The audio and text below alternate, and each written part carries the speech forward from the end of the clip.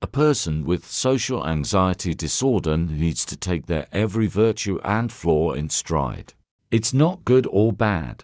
I just am who I am. That's it. Learn to live calmly towards yourself. Neutral.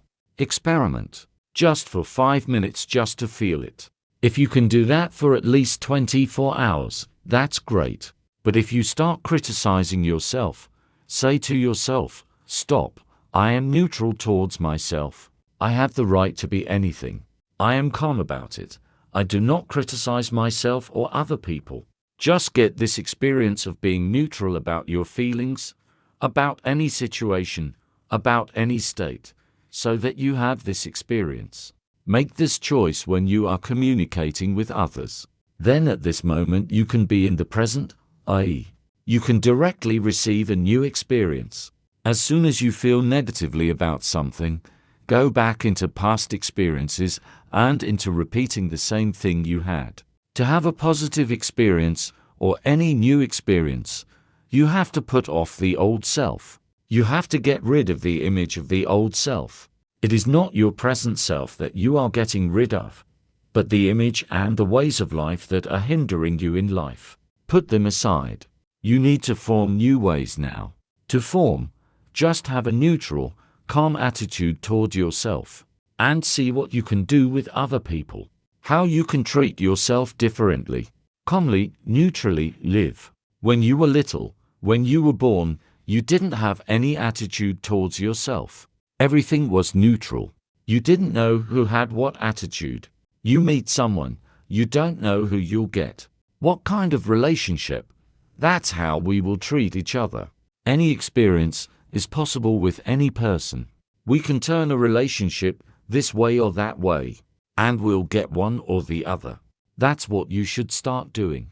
Have new experiences. Stop obsessing about yourself. Self-obsession is neurosis, especially fixation on negativity.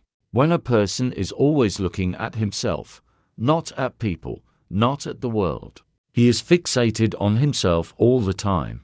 How a person looks, what a person does, how a person walks, how a person moves, how a person is dressed. A person with social anxiety disorder is fixated on themselves all the time.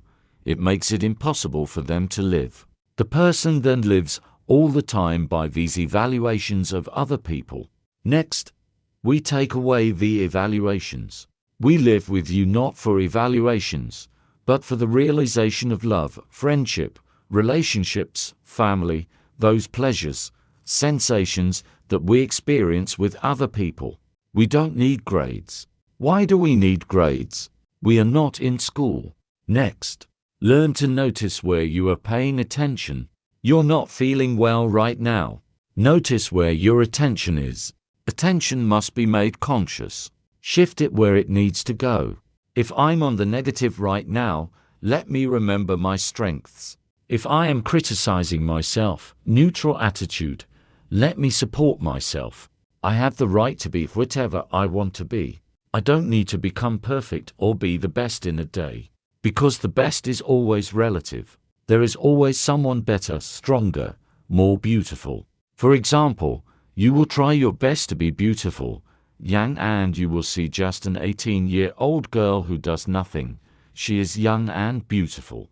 And that's it. And the whole image that you have created will just collapse. Because the beauty you appreciate, it's also subjective. You'll still find what's wrong with you. No matter how much you do, you'll still find it. So stop comparing. Next, thoughts. Where do I put my attention and thoughts? My thinking begins to process what I am paying attention to. Fat.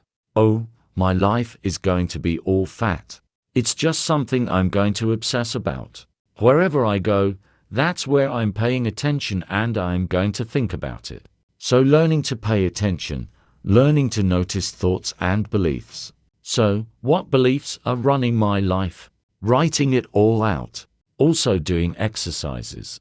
My strengths, what I like about myself, and learning to live mindfulness in the world around me.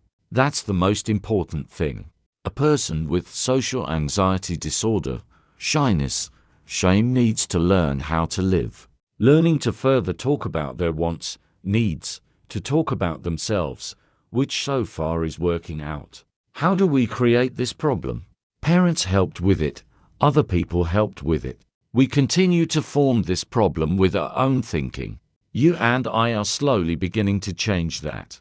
You need to process this information, maybe revisit it again, realize the problem, and most importantly, make these exercises a practice.